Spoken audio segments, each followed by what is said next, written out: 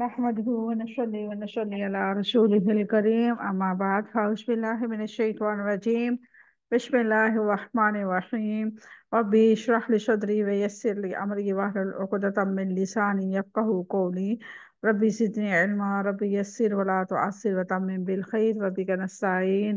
اللهم فقهنا في الدين، اللهم أرنا الحق حقا وارزقنا اتباعه، وأرنا الباطل باطلا وارزقنا اجتنابه. اللهم إنا أسألك الهدى والتقى والعفاف والغنى. اللهم إنا أسألك علما نافعا. آمین ثم آمین۔ السلام علیکم ورحمۃ اللہ وبرکاتہ۔ امید کرتی ہوں آپ سب خیر و عافیت سے ہوں گے، صحت اور ایمان کی بہترین حالتوں میں ہوں گے۔ اللہ رب العزت سے دعا ہے کہ اللہ تعالیٰ آپ سب کو اپنے حفظ و امان میں رکھے۔ اللہ تعالیٰ ہم سب سے راضی ہو جائے۔ اللہ تعالیٰ ہم سب سے دین اور دنیا کی بہترین کام دے۔ اللہ تعالیٰ اپنی رحمتوں کا برکتوں کا نزول ہمیشہ بنائے رکھے ہم پہ۔ اللہ تعالیٰ ہمیں نبی کریم صلی اللہ علیہ وسلم کی سنت پر عمل کرنے کی توفیق عطا فرمائے۔ آمین ثم آمین۔ الحمدللہ ہمارے کل 5 رکوع تیسرے پارے کے کمپلیٹ ہو چکے تھے۔ ہم نے آیت نمبر 273 میں کیا دیکھا تھا اس کا مختصر سا جائزہ لیتے ہیں، پھر انشاءاللہ اگلی آیات کی طرف بڑھتے ہیں۔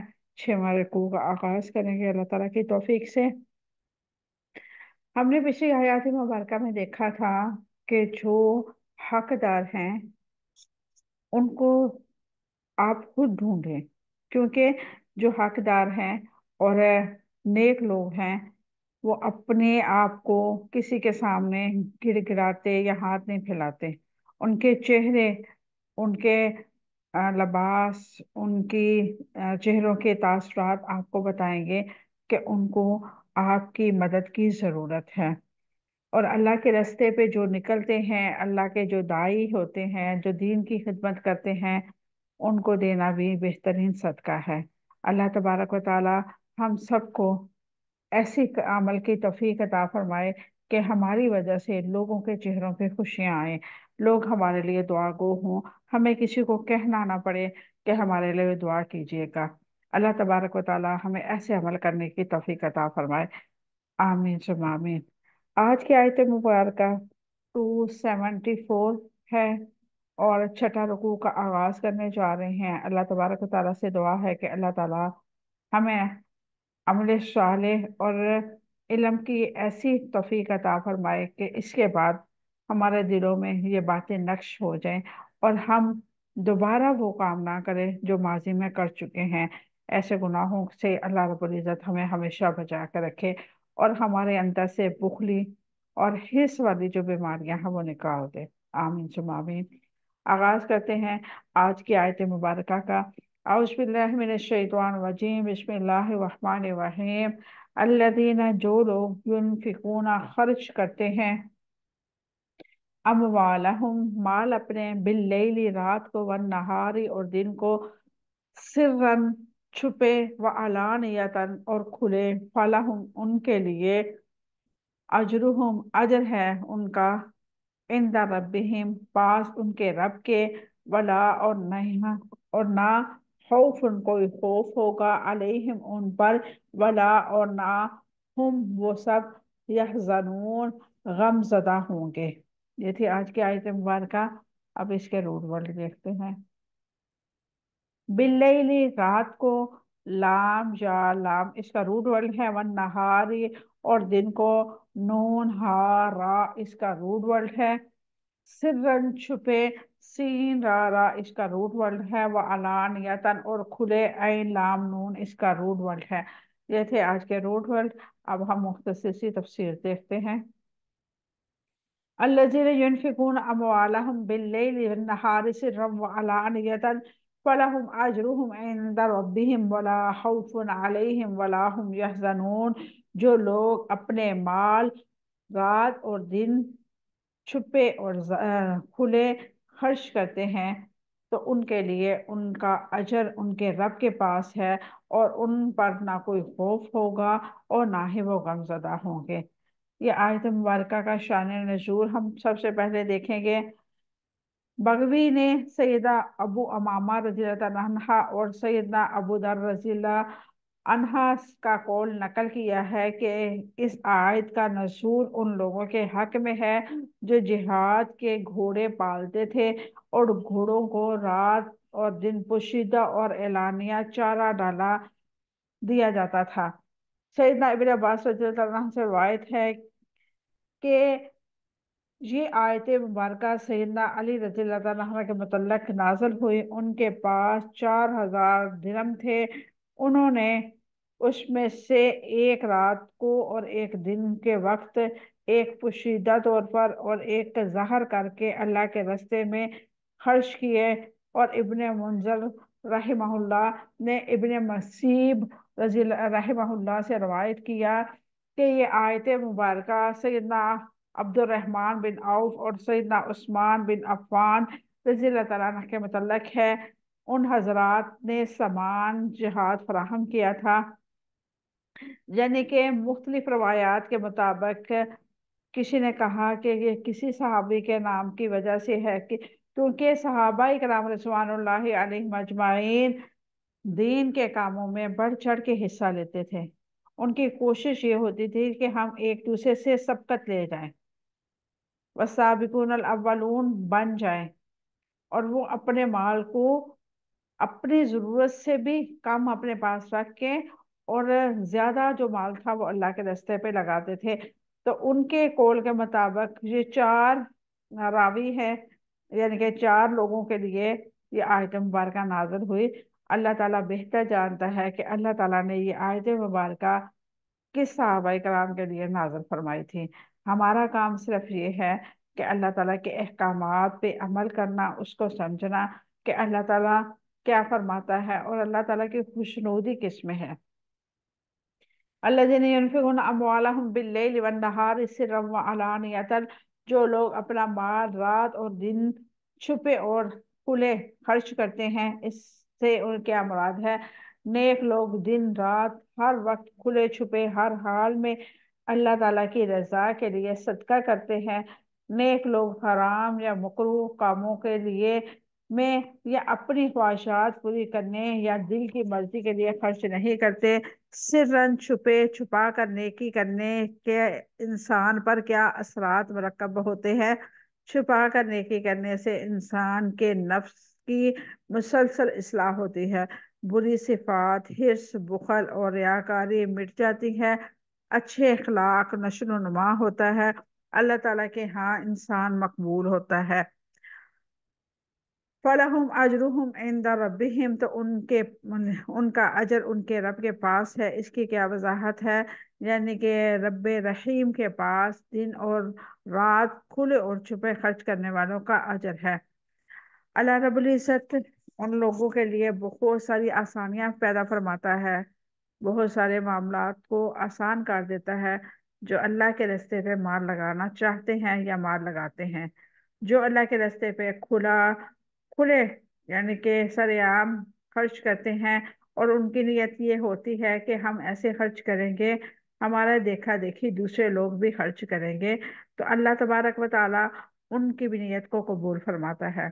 और जो ये सोच के करते हैं कि मैं किसी के सामने देना नहीं चाहता, इस वजह से कि मेरे दिल में रियाकारी जो है जन्म ना ले, उसकी ख्वाहिश ना जाके कि लोग मुझे अच्छा कहें, तो अल्लाह रब्बुल इज़्ज़त वो भी आपकी सिफत जानता है। छुपा के देना, आम सदका जो है, रूटीन का सदका, वो ज्यादा बेहतर है। और अगर आपने ज़कात देनी है तो वह अलानिया दें, ताकि आपकी तरफ देख के दूसरे लोगों की भी जो है अंदर है बुग़्ज़, हरस या इस तरह की रियाकारी की जो आदत है वो खत्म हो और वो भी नेकी में सबकत ले जाए। इंसान की फितरत होती है कि इंसान जो होता है वो हर एक मामले में दूसरे से सबकत ले जाना चाहता है। अगर वो बुराई की तरफ निकलता है तो बुरे से बुरा काम करता है, बुराई की इंतहा को पहुंचता है। और वो अच्छाई की तरफ निकलता है तो फिर वो हर चीज में सबकत ले जाने की कोशिश करता है। क्योंकि जब दिल आपका साफ होगा, आपके दिल का बोझ नहीं होगा, आप रिलैक्स होके अल्लाह के रास्ते पे निकलेंगे, तो आपका दिल खुद ब खुश खुश होगा। जब अच्छे अमाल करेंगे तो आपके दिल में अनजानी सी खुशी होगी। اور وہ خوشی جو ہوگی اللہ تبارک و تعالیٰ کی رحمت سے ہوتی ہے۔ ہم لاکھ کوشش کریں اپنے آپ کو خوش رکھنے کی، ہماری لاکھ کوشش ہو ہم اچھا پہنیں، اچھا کھائیں، ہماری صحت اچھی ہو، لیکن ہوتا وہی ہے جو اللہ رب العزت چاہتا ہے۔ اللہ تبارک و تعالیٰ آپ کے لیے خوشیاں اگر دینا چاہتا ہے تو آپ سوچ بھی نہیں سکتے جہاں سے اللہ تبارک و تعالیٰ آپ کو عطا کرے گا۔ اور اگر اللہ تعالیٰ آپ سے کسی بات پہ ناراض ہے تو لاکھ آپ کوشش کر لیں، محنتیں کر لیں، آپ کے بنے ہوئے کام بھی بگڑنا شروع ہو جائیں گے۔ تو اس لیے اپنے رب کی رضا کی خاطر اپنے آپ کو بدلنا سیکھیں۔ انسان ہے، اس کے اندر ہمیشہ کوئی نہ کوئی کام پینڈنگ پہ ہوتا ہے، اور وہ اپنے آپ کو کبھی بھی مکمل نہیں کہہ سکتا، نہ کر سکتا ہے، کیونکہ یہ اللہ تعالیٰ کی توفیق سے ہوتا ہے۔ اور مومن ہمیشہ اپنے اوپر کام کرتا رہتا ہے، اپنی پابند کاری کرتا رہتا ہے، کیونکہ اسے پتا ہوتا ہے کہیں نہ کہیں میری نیکیوں والا جو ہے تھیلی، اس کے اندر شگاف پڑنے والا ہے۔ اور جب تک وہ اپنے اوپر، اپنی ذات پہ، اپنے نیکیوں کے جو وہ تھیلی ہے اس کو سنبھال کے رکھے گا، اللہ تبارک و تعالیٰ اس کے لیے آسانیوں والا معاملہ رکھیں گے۔ اور جب ہم یہ سوچتے ہیں نا کہ چلے جو ہو رہا ہے بس ہونے دے، اور جس طرح ہو رہا ہے چلنے دے، تو اللہ تبارک و تعالیٰ بھی ہم سے اپنی رحمتوں کا نزول ہٹا لیتا ہے۔ اللہ تبارک و تعالیٰ کی رضا، خوشنودی ہمارے لیے اس قدر ضروری ہے کہ اگر ہمارا سانس بھی آنا ہے تو ہم یہ سوچ کے لیں کہ اللہ تعالیٰ ہمارے سانس پہ خوش ہو رہا ہے یا نہیں ہو رہا، پھر کہیں جا کے مومن کی پہلی سٹیپ پہ ہم پہنچیں گے۔ اگر ہم کہتے ہیں کہ ہم دنیاوی معاملات پہ اپنے آپ کو بڑھا چڑھا کے رکھیں، لوگ ہماری عزت بھی کریں، رسپیکٹ بھی کریں، ہمیں ہماری آؤ بھگت بھی کریں، ہمیں اچھا بھی سمجھیں، اور ہم خرچ بھی کچھ نہ کریں، تو ایسے تو ممکن ہی نہیں ہے۔ کچھ حاصل کرنے کے لیے کچھ کھونا پڑتا ہے، لیکن دین واحد ایسا ہے، اللہ رب العزت کبھی بھی کسی کو یہ نہیں کہتا کہ اپنے آپ کو مٹا دو۔ اللہ تبارک و تعالیٰ خود خوبصورت ہے اور خوبصورتی کو پسند کرتا ہے، اور مسلمانوں کے لیے یہ اعزاز کی بات ہے کہ اللہ تبارک و تعالیٰ نے مسلمانوں کے لیے بہت ساری سہولیات پیدا فرمائی ہیں۔ ہمارے احکامات، ہماری شریعت، ہمارے قانون میں بہت ساری ایسی سہولتیں ہیں جو پہلی امتوں کو نہیں تھیں۔ اس کے باوجود ہم سب سے زیادہ نافرمان قوم ہیں۔ اللہ تعالیٰ نے ہمیں والسابقون الاولون میں شمار فرمایا۔ اللہ تعالیٰ نے ہمیں کنتم خیر امت بنایا۔ اللہ تعالیٰ نے ہمیں دوسری امتوں پہ، دوسری قوم پر ہمیں سبقت دی، کس وجہ سے کہ ہم امت محمدیہ ہیں، اور ہمارے بعد کوئی امت نہیں آنے والی۔ جیسے آخری بچہ جو ہوتا ہے وہ بگڑا ہوا ہوتا ہے نا، ایسے ہی یہ قوم بھی بگڑی ہوئی ہے۔ ہمارے اندر جو ایک دکھاوا اور ریاکاری والا سلسلہ ہے نا، اگر یہی ختم ہو جائے نا تو ہم اپنے معاشرے کو 100% درست کر سکتے ہیں۔ لیکن ہمارا مسئلہ یہ ہے کہ ہم رب کے لیے تو کچھ کرتے ہی نہیں ہیں، ہم اپنے لیے تو کچھ کرتے ہی نہیں، ہم تو کرتے ہیں دنیا خوش ہو جائے، دنیا کہے کہ واہ کیا عورت ہے، کیا مرد ہے، کیا ان کا کام ہے، کیا یہ چیریٹی کے کام کرتے ہیں۔ یعنی کہ ایک واہ واہ کے چکروں میں ہم دنیا بھی خراب کر رہے ہیں اور آخرت میں خراب کر رہے ہیں۔ اللہ تبارک و تعالی ہم سب کو ہدایت کے راستے پہ چلائے۔ آگے اللہ رب العزت فرماتا ہے فَلَهُمْ أَجْرُهُمْ عِنْدَ رَبِّهِمْ، تو ان کے لیے ان کا اجر ان کے رب کے پاس ہے۔ اس کی کیا وضاحت ہے؟ یعنی کہ رب رحیم کے پاس دن اور رات، کھلے اور چھپے خرچ کرنے والوں کا اجر ہے۔